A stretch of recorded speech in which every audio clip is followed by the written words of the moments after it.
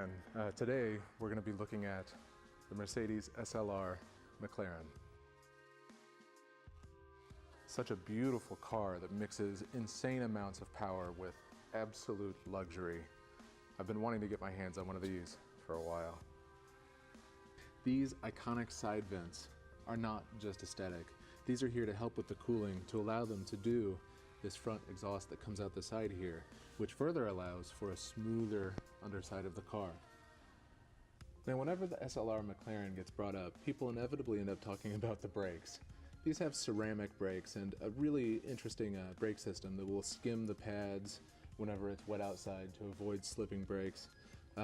But the thing that most people talk about is the fact that if you see somebody riding one of these out on the track pretty hard, these things glow like crazy, and it's apparently not uncommon to see flames flickering off the calipers. Another interesting point on the braking system on this car is this rear spoiler here. It's actually an air brake. When you're at speed, this will pop up to 65 degrees to help you stop fast. Pretty much the entire body of this thing is made out of carbon fiber. It leads to some interesting experiences, like opening the hood.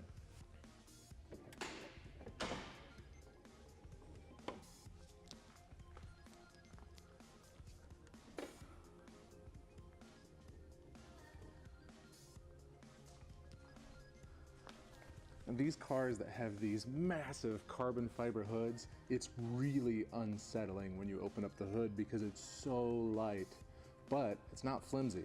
It feels like maybe you could twist it and snap it, but the fact is, you're not gonna.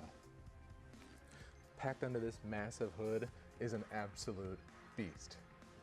5.4 liters, 617 horsepower. It's an absolute monster and it looks fantastic. I have to admit, I'm kind of a sucker for these personalized inspection plates too. It's time to check out this interior. Now these doors, again, are incredibly light. And if you've never messed with these doors, these types of doors before, they don't stick out as far as you might imagine. They probably actually take up less space in a parking spot than a regular door.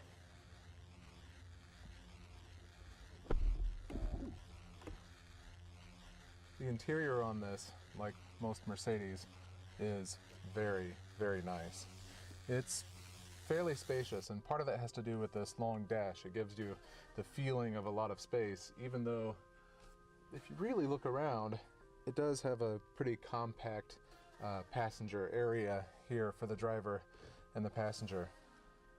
One thing you'll notice about Mercedes is that all of the buttons and everything feels very solid. There's nothing cheap about the way your interface is, and that's fantastic. That actually leads me to one of the more interesting points that I found when researching this car, is that when these are manufactured, the small team of people that build these specific, the SLRs, actually use hand tools.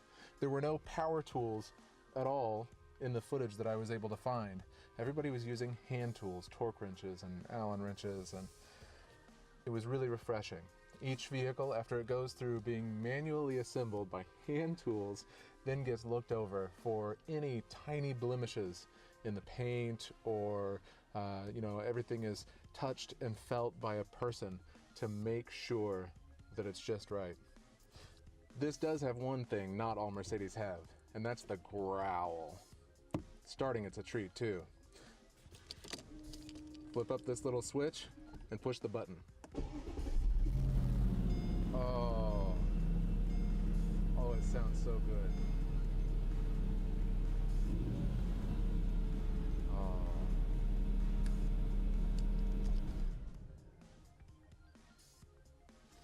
Thanks for joining me to explore another incredible car. Be sure to like and subscribe for more beautiful exotics, old rusty heaps, and freaky Frankensteins.